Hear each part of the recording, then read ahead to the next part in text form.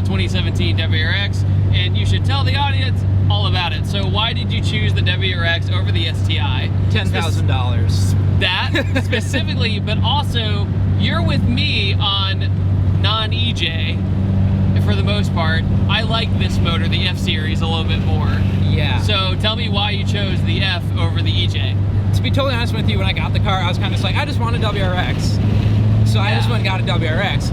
But after I looked into it, I'm really happy that I did get a WRX. Mostly just because I don't have to deal with like FA stuff, and I think you have the back window. Wow. Yeah, we got the helicopter effect going on.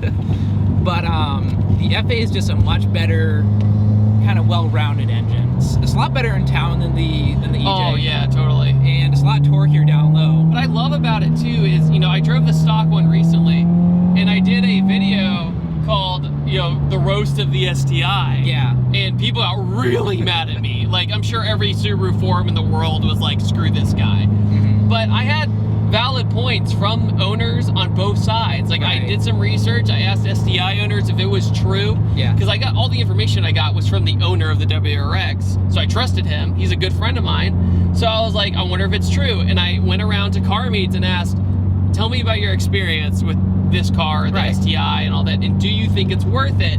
And with the STI, you know, you have the better trans, yep. brakes, steering rack, all that good stuff, but you can do all of that in the aftermarket for 1/10 of the price. Yeah. And that's my argument about the new WRX, plus it's more modern technology, mm-hmm. better gas mileage everywhere on the highway yep. and in town. When you email me, you're like, hey, I'm in the military station in Ohio, I'm from Minnesota, and I did all this stuff with this WRX, and I want you to see it and drive it. And I have to say, first of all, the color on this car looks awesome. I love the color. It's got that flake, that metal flake. And there's so much of it too. And the gold wheels really contrast. And your headlights, you have the really cool retrofitted headlights. And because you painted the housing, and also they have like the demon eyes yep. and all that. Yep. But this clutch, you did a few things too, and what'd you do to it? It's an ACT HDSS with their 14-pound flywheel. And I had to do that about 16,000 miles because I didn't really know how to launch it. It wasn't really as heavy as I wanted it to be. It didn't really feel like it matched how it was grabbing, at least to me. So I just went and took the helper spring out. It was like one pin, and then you just kind of wiggle it loose. Oh, really? Yep, you just wiggle it loose and it just pops out. The Coyote Mustangs, when they first came out, had an issue where when you're at super high RPM, the assisted spring would get almost like tensed up. Oh, really? And so the clutch would be like half and half. Yeah. So the solution was take the spring out. Yeah. And it was like nothing ever happened. Yeah. But that kind of reminds me, so many modern cars now have those helper springs. Right. And it's funny because even though you kind of have to like be a man with a heavier clutch. Yeah. Honestly, you get so much more feel out of a heavier clutch, and you know what's going on with it. Yeah. And if it gets hot, you can really feel if you need to just back off. Right. But you told me earlier that you were doing like highway pulls, and you were getting up to like 240 temp. The stock oil cooler cools through the coolant. Like, it has a coolant line running through it. Okay. And it doesn't cool it near enough as what I would want it to cool. So I went and got a Parent oil cooler. Okay. And that Parent's good stuff. Parent is awesome. I love them. Not like you've been babying it at all. No. So it's like the first thing that you need to do is like a $600 or $700 oil cooler, like new, but like don't buy it new, and then you'll be fine. Well, you know what's interesting is as I'm driving it around, the EJ has this violence to it. Yeah. That is pleasing in a way, but at the same time, this engine feels so much smoother, and it feels like it likes it. Right. I feel like when I'm driving a really high horsepower EJ, I feel like I'm hurting it. Right. That kind of gives me the vibe of it. But at the same time, I get why people like them. That's not the issue, but I just prefer this more linear, smoother, like, just like that. We're already in power. We're done. You know, we're ready to go. And what's interesting is when you do an exhaust on this and the downpipe, if you want to say it, downpipe, it makes it sound like such a more happy car. When you were shopping around for a car, this was your first choice? Like, it was the one? Yeah, so I wanted something that I could like do stuff to, where there'd be a good aftermarket support. And I didn't really want to spend too much money. I think I got this just under, I think it was $26,000. And that's a great deal for what the car is. It's just a base dark gray metallic with no real added options. Yeah. And I mean, it's a great car. I mean, everything just like bolts up. There's a huge community around it for if anything goes wrong, you can just say, hey, this is going wrong, you know, can somebody help me? And chances are somebody's either already had that problem or somebody knows how to fix that problem. Do these have like that second gear issue? No, these transmissions are a lot better than the 5-speeds. They're not like bulletproof like the STI 6-speeds. Right. But they're still really a lot better. They feel great. I mean, they shift really nice, and like nobody ever, I think, will ever top the S2000 shifter. Yeah. It is like the one. You know, it's like the one that should be the benchmark. Sure. But companies have gotten so much better at it that it doesn't feel like you're shifting a truck anymore. Right. You know, STI has always had a good shifter. This has always had a decent shifter, but this is definitely an improvement. Also, the WRX, its interior is just as nice as the STI, pretty much, except some suede. There's some suede in the STI. Yeah. It has carbon fiber. Or did you do that? No, this is stock. On the early 2015s, it was a really tacky carbon fiber. I did this down here. I just hate the aluminum finish around the gauges. And did you do the STI wing? Was that you? I did a trunk swap because I just like to piss people off. That's a really good way to do it. NVIDIA exhaust. Yep, the R400. And it sounds awesome. I love it. But if you do the wrong exhaust on this particular engine, it sounds like a Honda. Yeah. It has like this screech to it that you're like, is that a Subaru? Yeah, it's like, especially if you get one with like external wastegates. Yeah, dude. It sounds so trash, and I'm sorry, but it sounds like trash. It's just so funny. You barely go in it with all-wheel drive. You're just cruising along. Like we're cooking. You know, we're just having fun. Oh, brakes are good. But you know, as soon as you let off the gas and all-wheel drive, it goes straight. Yeah. You're like, uh-oh. The easy car to drive. I think it's a great entry-level sporty car. Very much. And you're not going to be spending as much as the STI. You'll have 4 seats. You have 4 doors. It still feels like a Subaru. That's not the problem. And a lot of people think, oh, but it feels more like a WRC engine.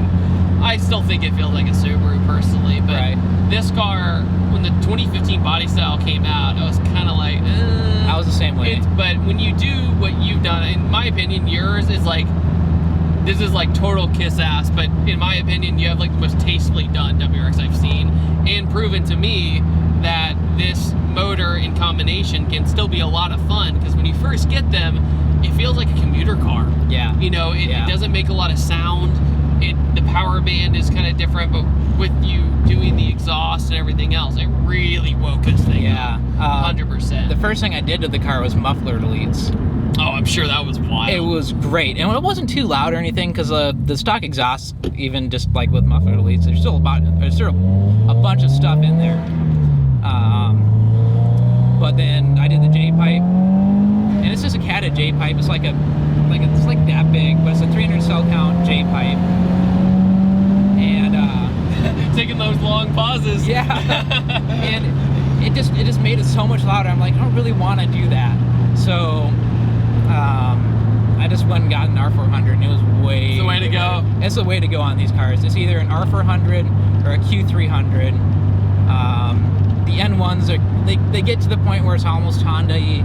I'm not a huge fan of them. Some people swear by them, and if you like it, then you know, that's you. I like a deeper tone, something that's just like a little bit more reserved, and the R400 fit the bill perfectly. Oh yeah, definitely, and it doesn't look obnoxious. It has the nice like neochrome / heat treated tips, but it's not like, look at me. It's just barely there going, yeah, this is cool. Right. You know, it's just there. Yeah. And the diffusers they designed on this car looks great too. Yeah. You know, it's just a very flushed out. It doesn't look like they tacked it on.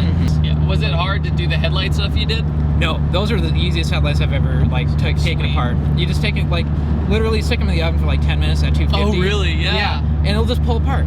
And I never thought about that. It's so easy. It's like, you can use a heat gun if you want, but it's like, stick them in the oven. They're not gonna melt. Your oven's gonna be fine. I just have this funny vision in my head of you like taking an oven mitt and be like, cookies are done, and you pull out the headlights. I mean, that's basically what it was.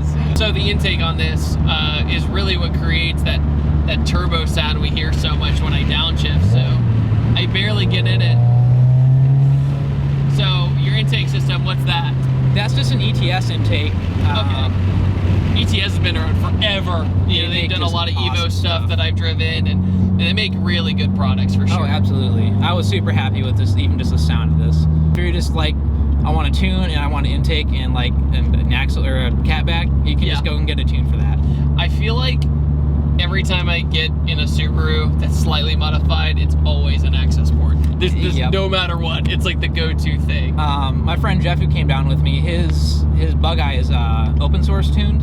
Oh, okay. That's cool. And it's like, cab is really just way to go because you get so much extra stuff with it. Like with the access port, you get launch control, and in these you get flat foot shifting. Okay. I don't have it set up right now, otherwise I'd tell you to do it. But no way. I wouldn't trust myself doing that anyway. It is so much better. It's crazy to shift like that because you just keep your foot in the power and you can just crank bang it. gears. Yeah. Flat foot shifting just feels dirty though. I know. You know, it's like, am I hurting you? But I understand that it's all in the tune. But still, like, I don't trust myself to tune my cars that way. Right. It's like, no, I'm good. Right. And set the level that you want it at, like what RPM you want it to, like, let itself down to. And so if you set it down to like 4,000 or something, it'll just fall like normal, but it'll keep the boost like that. I can't remember what it was, like the wastegate or something. I can't remember exactly what it keeps open. It keeps something open so that it keeps boost going through the engine. Oh, okay. And it doesn't like blow it all out. Not that it actually blows it out. First gear is just wild. I love first gear. Launches in this car are so much fun, and I have to have so much self-control just not to do it at every single stoplight. All the time. It's like if I owned like a P100D or something, every stoplight, be like, okay, slow down. Absolutely. I have ISC N1 coilovers. Actually, these ones are from a 2008 plus sedan. Really? Yeah. So I would have had no idea. The ones from the STI fit. They just bolt up straight up. Okay, I believe that. Yeah. The valving might be a little bit different. The spring rates might be a little bit different. But honestly, they feel pretty good. Yeah, they feel fine. Yeah. I mean, I'm not, my back isn't broken, so I think we're good. Yeah, and they're just at like halfway between like stiff and soft. So it's like, I mean, it works. It's so funny too, whenever I'm driving a Subaru or an Evo, I find myself shifting so much. Just how their gear ratio is laid out. Yeah. I'm like, man, I really gotta stay in the power to get around. Yeah. Toot around. But that's what makes it fun. But at the same time, it's just like good grief. Right. Listen to the sound. It's I know. wild. And it gets like a really loud just intake sound when you keep it around 3 pounds of boost. I love it. And you just hear it all the time around town. Because you don't boost it around town, then it'll just be loud. Yeah, it's just crazy. I remember like when I first got in this car, I was like, this sounds completely different than what I imagined. Yeah. Like, yeah. I hear, like when you email me, it's like Subaru, I go Rumble. That's all I think. But this doesn't have that. No, not it at all. has it only like 1,000 RPM, like 1 to 2, and then it's gone. Yeah.